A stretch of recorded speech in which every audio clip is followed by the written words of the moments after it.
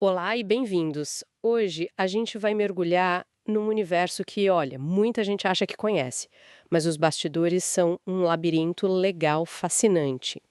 A gente vai falar da administração de uma igreja no Brasil. E não é sobre teologia. Tá? Nada disso. O nosso papo é sobre a burocracia, o CNPJ, os contratos. É o cruzamento, que às vezes é bem bizarro, entre a fé e a Receita Federal. É um mundo à parte mesmo. E para guiar a gente nessa exploração, a gente tem uma fonte ótima aqui. É um manual chamado Administração Eclesiástica, do autor Carlos Siqueira. Que não foi escrito para o público geral, né? Não de forma alguma. O foco dele são os pastores, os líderes religiosos, é quase um alerta, sabe? Sobre as obrigações civis que eles muitas vezes nem imaginam que têm. Exato. Então, a nossa missão aqui é desvendar essa dupla identidade de uma igreja. De um lado tem essa coisa espiritual, que o livro chama de organismo, e do outro, uma pessoa jurídica com CNPJ, que o livro chama de organização. E é nessa tensão entre os dois que a história fica boa. Então, bora mergulhar nisso. Vamos lá. Vamos começar por essa ideia que para mim foi o primeiro grande clique do material. A diferença entre a igreja como organismo e como organização. Parece só um jogo de palavras, mas o livro defende que é a base de tudo, né? É fundamental. O organismo é comunidade de fé. O corpo de Cristo, como a teologia define. Ele existe espiritualmente, com ou sem a permissão do Estado, Ah, tá. sabe? O autor até dá um exemplo bom, o das igrejas subterrâneas, em países onde não há liberdade religiosa. Elas são um organismo vivo, pulsante, mas não tem nenhum reconhecimento legal. Certo, isso faz todo sentido. É a fé, a comunidade, as pessoas. Mas e a organização? O que seria isso? Então, a organização é a roupagem jurídica que esse organismo precisa vestir para existir legalmente aqui no Brasil. É entidade com estatuto, com diretoria, com endereço e, o mais importante de tudo, com CNPJ. Entendi. A lei brasileira não conversa com o organismo, ela só conversa com a organização. E o Siqueira é muito enfático no livro. Operar na ilegalidade só como organismo não é uma opção viável por aqui. As consequências, nossa, podem ser multas pesadas e processos direto no CPF dos líderes. Ou seja, para o Estado, se não tiver CNPJ, basicamente não existe. E para existir, tem que virar essa tal de pessoa jurídica de direito privado. É isso que permite alugar um salão, abrir conta em banco. Exatamente. Receber doações legalmente. Sem isso, a igreja fica completamente vulnerável, totalmente informal. E aqui é onde a coisa fica, nossa, muito interessante.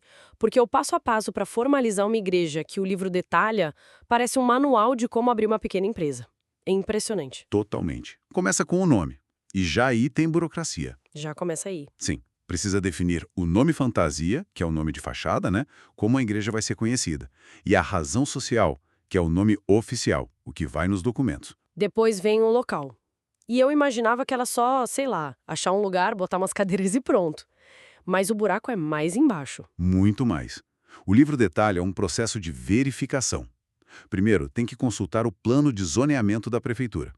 Existem áreas que são só residenciais e um templo, por causa do barulho, do fluxo de gente, simplesmente não pode funcionar ali. E depois? Depois vem a parte mais séria. O imóvel precisa ter o alvará do Corpo de Bombeiros. Peraí, isso significa que uma igreja pequena, daquelas de bairro que começam na garagem de alguém, ela já nasce completamente legal aos olhos dos bombeiros? Qual a tolerância para isso na prática? Na prática, existe uma vista grossa do começo, mas o risco é gigantesco. A lei exige saída de emergência, extintor, sinalização. Se acontece um incidente, por menor que seja, e a igreja não tem o alvará, a responsabilidade civil e criminal do pastor é imediata. O manual trata isso como um dos pontos mais perigosos e negligenciados. Uau. Ok, então. Nome, local verificado. E aí vem o coração de tudo, o tal do Estatuto Social. O autor chama de certidão de nascimento da igreja. É a melhor analogia, sem dúvida. É o documento que define todas as regras do jogo. E o nosso Código Civil é bem específico sobre o que precisa estar ali. Não é um texto livre, sabe? E o que precisa ter, por exemplo? Olha, precisa definir as condições para alguém virar membro e para ser excluído. Os direitos e deveres dos fiéis, de onde vêm os recursos, ou seja, dízimos, ofertas, e uma cláusula super importante.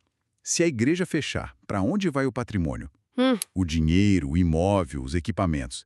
A lei proíbe que seja dividido entre os membros. Geralmente, o estatuto prevê que tudo seja doado para outra instituição parecida. E o livro menciona um detalhe que me chamou a atenção. É obrigatório ter o visto de um advogado nesse documento. Não dá para só pegar um modelo na internet e registrar. De jeito nenhum. O cartório vai rejeitar na hora. A assinatura do advogado garante que o estatuto está de acordo com o Código Civil. Depois disso, ainda tem ata de fundação, eleição de diretoria, só então se consegue o CNPJ. E com o CNPJ na mão, volta para a prefeitura para pedir o alvará. É uma maratona. certo. A igreja passou por essa maratona, conseguiu o alvará, agora ela é uma organização legalizada. Isso traz benefícios, claro, mas também uma montanha de novas responsabilidades. Vamos falar do benefício mais famoso, a imunidade de impostos. Sim, é o que todo mundo conhece. A Constituição garante imunidade sobre impostos que incidem sobre patrimônio, renda e serviços. Na prática, isso é não pagar IPTU do templo, IPVA dos carros da igreja e o principal, imposto de renda sobre dízimos e ofertas. É uma vantagem financeira enorme. Gigantescas. Ok, essa é a parte boa. Mas lendo o manual, fica claro que a parte ruim é a que quase ninguém sabe, e é onde mora o perigo: as obrigações fiscais. Exatamente.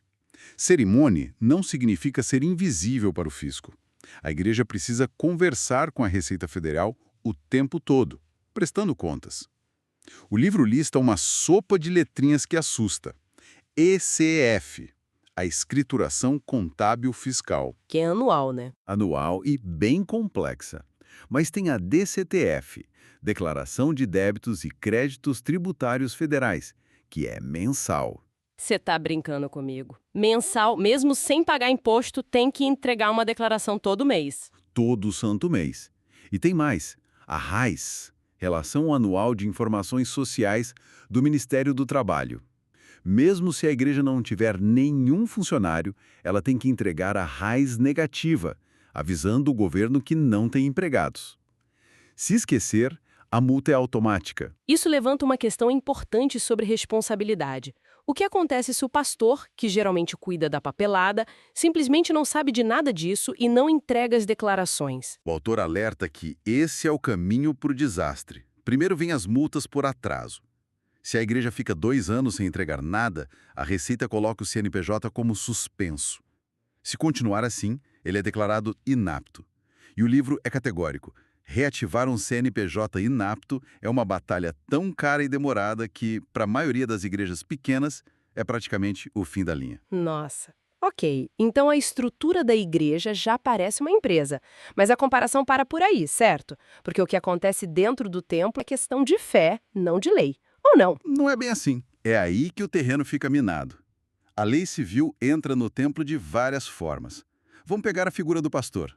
Muita gente acha que ele é funcionário da igreja com carteira assinada, mas legalmente não é. Como assim? Ele não recebe um salário? Não. O termo correto que a lei reconhece e que o livro explica em detalhes é prebenda ou sustento pastoral. Não é salário porque não há vínculo de emprego. Não tem subordinação nos termos da CLT. E como ele fica para o INSS? Ele é um contribuinte individual, como um profissional autônomo. Ele mesmo é responsável por pagar a própria previdência. Ah, então a igreja não tem nenhuma obrigação trabalhista com ele. Com a Previdência, não, mas com a Receita Federal, sim. E esse é um ponto crucial que muitos erram. A igreja, como fonte pagadora, é obrigada a reter o imposto de renda na fonte sobre a prebenda do pastor. De acordo com a tabela normal do IRPF? Exato. E tem que repassar ao governo. Se não fizer, o crime é apropriação indébita tributária. Que complicação. E isso me leva a um outro ponto que o livro destaca como uma bomba relógio: processos trabalhistas com músicos e voluntários. Versado é muito, muito tênue para a justiça do trabalho. O autor cita um caso real que é de cair o queixo, envolvendo a igreja pentecostal Deus é Amor. o que aconteceu? Uma dupla de cantores gospel processou a igreja pedindo vínculo de emprego e ganharam. Eles provaram que tinham uma agenda de shows fixada pela igreja, recebiam cachê, eram punidos se não cumprissem ordens. O juiz entendeu que todos os elementos estavam ali: habitualidade, onerosidade e subordinação. Não acredito. Processaram a igreja e ganharam. E qual foi o tamanho da condenação? Foi devastadora. A igreja teve que pagar tudo: aviso prévio, férias, 13º, FGTS e, para piorar, uma indenização por danos morais de R$ 200 mil para cada um. R$ 200 mil para cada um. Isso fecha as portas de muitas congregações. Que alerta brutal. Mas isso não soa um pouco frio? Meio corporativo? Pedir para o músico que toca por fé assinar um termo legal parece que quebra um pouco a magia, não? Pode parecer, mas o livro argumenta que é a única proteção. A recomendação é taxativa. Toda e qualquer pessoa que presta serviço na igreja, do músico ao professor da escola dominical, tem que assinar um termo de adesão ao serviço voluntário. Esse documento é a prova de que a relação não é de emprego.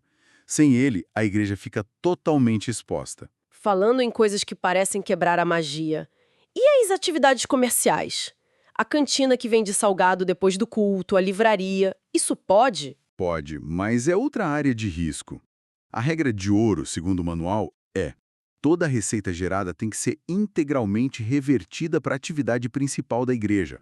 O lucro não pode, de jeito nenhum, ser distribuído entre os líderes. É o que a fonte chama de desvirtuação da finalidade, certo? Exatamente. Se o fiscal entender que a livraria virou um negócio com fins lucrativos que compete com o mercado, a igreja pode perder a imunidade sobre aquela atividade, ou até a imunidade como um todo, em casos graves. E o livro leva isso a um extremo com um caso que foi parar nos jornais, o pastor que vendia sementes de feijão milagrosas. O caso do Valdemiro Santiago. Ele vendia sementes por valores de 100 a R$ 1.000 com a promessa explícita de cura da Covid-19. Aí a discussão sai do campo tributário e entra no criminal. O Ministério Público viu indícios de estelionato. E o livro explica um conceito que eu nunca imaginaria aplicar a uma igreja: o Código de Defesa do Consumidor. É fascinante.